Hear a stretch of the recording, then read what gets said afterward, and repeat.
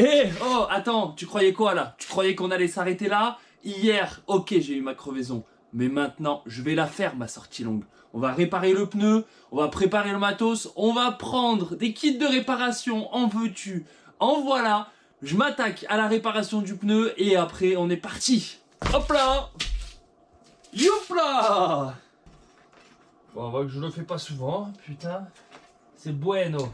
Hop là, la chambre à air. Je vais y arriver, moi je te le dis, hein. Moi je te le dis, je vais y arriver. Il me manque pas beaucoup, hein. Pas grand chose là. Yes! On y est arrivé! Je me suis explosé. Regardez-moi ça. Regardez-moi ça. Chaîne de partout. Explosé. Mais on y est arrivé. On y est arrivé. On n'a pas lâché. Je suis à la bourre maintenant. Super. Hop là, petit plateau.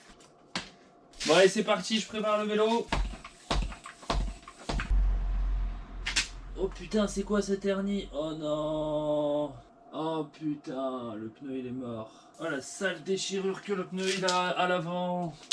Oh là là, putain, j'avais pas fait gaffe moi. C'est la merde ça, c'est la merde. Ouais, j'ai une rustine, un peu de colle. Putain, mais elle est où la colle? Évidemment, je sais pas où elle est moi. C'est la merde. Bon, je reviens. Bon allez, épisode 2, c'est reparti. J'ai enlevé le pneu, il était mort. Je pensais vous avoir filmé ça, mais finalement je ne voulais pas filmer. Il y avait une petite hernie, donc la chambre à air sortait. Pour ceux qui ne sont pas encore au courant, nous sommes sur l'épisode 2 de la deuxième partie de mes journées cauchemardesques. Là aujourd'hui on s'attaque au pneu avant, enfin à la roue avant. On va monter un pneu Pirelli 4 saisons.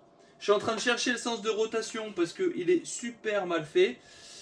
Et voilà, je monte le pneu et après c'est parti. Voilà, Pirelli. Allez, maintenant on va mettre la chambre à air. Et bah voilà, on est pas mal. Allez, maintenant c'est parti, on go sur le vélo. Ça y est, on l'a fait, on est sur le vélo. Épisode 2 peut vraiment commencer. On est parti pour plus de 5 heures, cette fois-ci, sans crevaison. Et de toute façon, même s'il y a une crevaison, j'ai prévu, j'ai 2 chambres à air, j'ai 3 bouteilles de CO2, j'ai anti-crevaison, j'ai tout pris. J'ai pris le stock complet là. On commence par le col du Cendrier, on monte à 800 mètres d'altitude, 11 km à presque 5% de moyenne. Les pédales à Sioma, c'est vraiment pas mal, mais je m'interrogeais sur quelque chose. J'avais vraiment une impression de grosses différences, hein. C'est-à-dire ma fréquence cardiaque montait beaucoup plus haute, avec des watts beaucoup plus basses, et même dans la sensation en termes de difficulté de pédalage, j'avais l'impression d'être moins fort tout simplement. Et donc je ferai une vidéo dessus parce que il y a une différence. Ça va les chevaux? Bien ou bien? Regardez-moi ça. C'est pas beau ça? On arrive à Montgriffon, la première étape vers le col du Cendrier. Ça fait une petite heure que je roule, un peu moins, 17 km, 500 mètres d'ascension et on est presque à 800 mètres d'altitude. Allez, c'est la dernière partie de la montée là, 1 km à 6% de moyenne. On va faire ça tranquillou. Et bon, on pourrait dire que ce col il est un peu casse-pattes hein, quand même. Hein. Il y a des petites parties à 9-10%. Ça picote un peu. Et si je me trompe pas, la prochaine montée, je monte encore un peu plus haut, vers les 1000 mètres, hein, 900 et quelques mètres d'altitude. Dans 10 bornes, c'est une montée de 5,44 km à 5% de moyenne. Allez, moi je finis et je vous récupère en haut. Je prends une petite collation. La collation des 1 heure. Peut-être pas ce qu'il y a de plus simple à manger. Et dans le sachet, comme ça, il s'est explosé. Et allez, c'est reparti. Ah, mais je vous amène avec moi, vous inquiétez pas. Ouais, c'est parti, nouvelle montée, vent de face. Elle va être dure celle-là, je pense que c'est la montée vers le col du Pisselou. Le plus important à savoir, c'est les infos de Garmin. C'est que c'est un peu plus de 5 km à 5% de moyenne. Et on monte à 977 mètres d'altitude. Donc je pense que c'est celui-là. Ça fait 1h20 qu'on roule, 30 km. On est pas mal. La fréquence cardiaque est stable. Malgré la séance PMA d'hier, pas de fatigue particulière. Surtout sur les derniers intervalles, j'ai validé 520 watts. C'était un 3 x 10 x 30-30. Oh putain, il fait mal. 470 watts pour le premier bloc de 10 intervalles, 480 pour le deuxième, et je me sentais vraiment bien, donc je me laisse toujours la possibilité d'augmenter sur le troisième. Normalement c'était 490 watts. Ce que j'ai fait, c'est que les 5 premiers, je les ai bien fait à 490. Après, si je me trompe pas, je suis monté à 500 watts pendant 2 intervalles. Et après, je fais 510 ou 520 watts progressivement. 510, 520, 530 je crois même. 530 watts sur le dernier, je vérifierai, mais grosso modo entre 510 et 530. Et sans que ce soit à la mort. Donc je suis plutôt content, j'ai vraiment bien progressé, puisque fin de l'année dernière, j'ai passé dans, peut-être pas le dur, mais presque à la limite, un 3 x 10 x 30-30 à 460 watts. Donc là, on est largement au-dessus. Bon allez, là ça monte un peu plus, je vous récupère en haut du col. On arrive en haut de la montée là, les derniers mètres. Et voilà, ça y est, on est arrivé en haut. Finito la montée. Il n'y a pas d'indication particulière, il n'y a rien. Je pense quand même que c'est Pisselou. Je suis pas sûr à 100%. Sinon ce sera peut-être la prochaine. 35 km et on est presque à 1000 mètres d'altitude. Allez, maintenant on va enchaîner avec... je sais pas si c'est du plat parce que là ça monte encore. Hein. La prochaine ascension est dans 8 km. 974, ça monte encore. Ah, je vois le bout de la montée là. Ah, ça y est, il est là. Alors qu'est-ce que c'est? Effectivement, c'est le col de Pisselou. Eux ils disent 970 mètres, moi c'est monté à presque 980, ça va. On est à peu près égal. Allez, là moi il me semble que je vais à gauche. Et après, je sais pas c'est quoi la montée, du coup je sais pas quelle est la montée. On verra, allez à toutes. Je viens de me faire avoir, mais en beauté par le chef Garmin. Ah, les premiers 300-400 mètres là, 17%.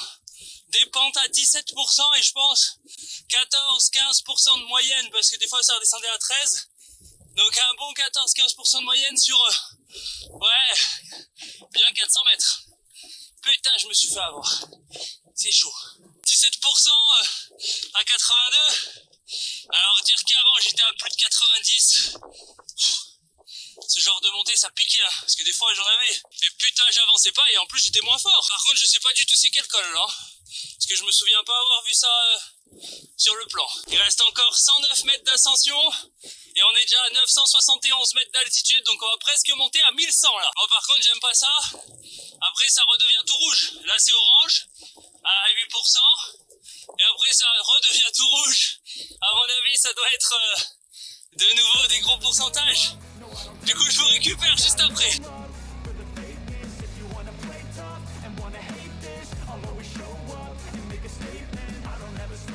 Bon du coup c'était le col du Cuvilla, 1073 mètres d'altitude et des grosses pentes, hein, du 17% encore à la fin là. Ah ça casse, ça fait mal. Monter un peu dans les watts, c'était pas forcément prévu dans la séance, mais bon ça va le faire. Allez.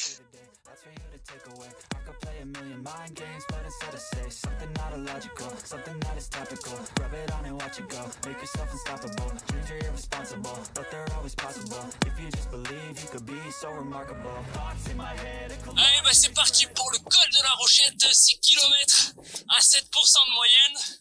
Après 2h40 et presque 1300 de dénivelé positif, ça va casser un peu les pattes. On se met toujours un petit peu plus haut en watts que sur le plat.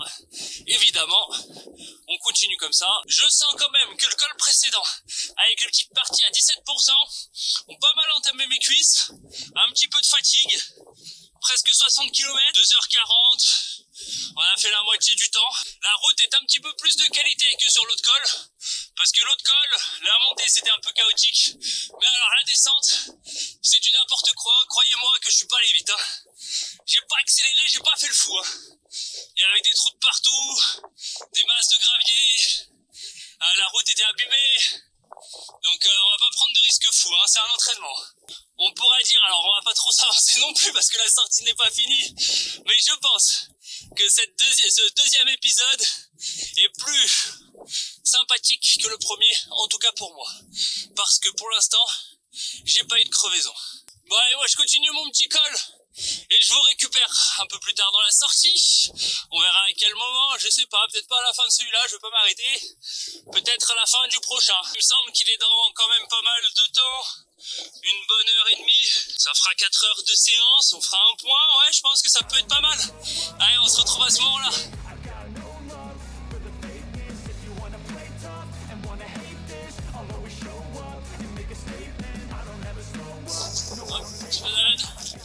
Et c'est parti, début de la montée. Il me semble qu'ici c'est assez continu, il n'y a pas de gros pourcentage, c'est vraiment du 7% de moyenne, et c'est à peu près tout le long pareil. Bon allez, je vous récupère au sommet, pause collation, on la fera ensemble.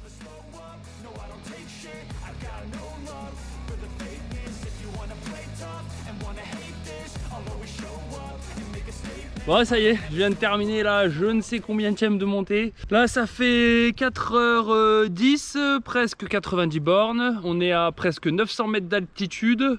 Je vais redescendre un peu avant de remonter pour rentrer à la maison. Peut-être faire un peu de plat, je pense que la boucle est trop courte.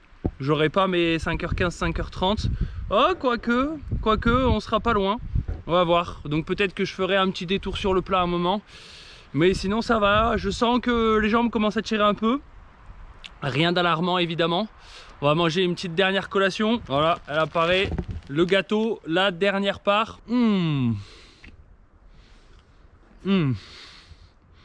Toujours aussi bon. Je vous reprends après. Hein. Bon, allez, maintenant la collation est terminée. On va pas trop traîner. C'est reparti. Direction la maison. Allez, on fera le point à la maison de tout ce que j'ai mangé. Tout ce que j'ai bu, le temps, le dénivelé, etc. Un vrai point comme vous l'aimez. Allez, c'est parti. Et on se retrouve derrière l'ordi comme promis. On va analyser toutes les données, combien de temps j'ai passé autour de SV1, ce que j'ai mangé pendant la sortie et ce que j'ai mangé après pour que vous ayez une idée de ce qu'il faut faire ou de ce qu'on peut faire en tout cas pendant une sortie longue de vélo. On va commencer d'abord par les calories, tout ce qu'on a mangé pendant la sortie et juste après. Alors, vous avez déjà une idée, mais pour être exact, dans toutes les données, je vous redonne tout. À savoir, j'ai mangé 300 grammes de gâteau. Chaque part de gâteau, donc chaque centaine de grammes, ça donnait 400 calories, ce qui fait 1200 calories de gâteau. J'ai aussi consommé 100 grammes de glucides dans ma boisson isotonique, 400 calories, ce qui nous fait un total calorique pour la sortie de 1600. Ces calories-là sont évidemment en plus de tout ce que je mange dans une journée. Ça ne supprime pas de repas, ça ne remplace absolument rien, ce sont juste des calories supplémentaires que l'on utilise pendant les sorties. Ce qui fait grosso modo l'équivalent de 400 grammes de glucides sur 5 heures. On est à peu près autour de 80 grammes de glucides par heure. Je peux monter à beaucoup plus sur certaines séances. Là, l'objectif, c'est d'avoir un apport suffisant, mais pas un apport de course non plus, puisque l'intensité n'y est pas.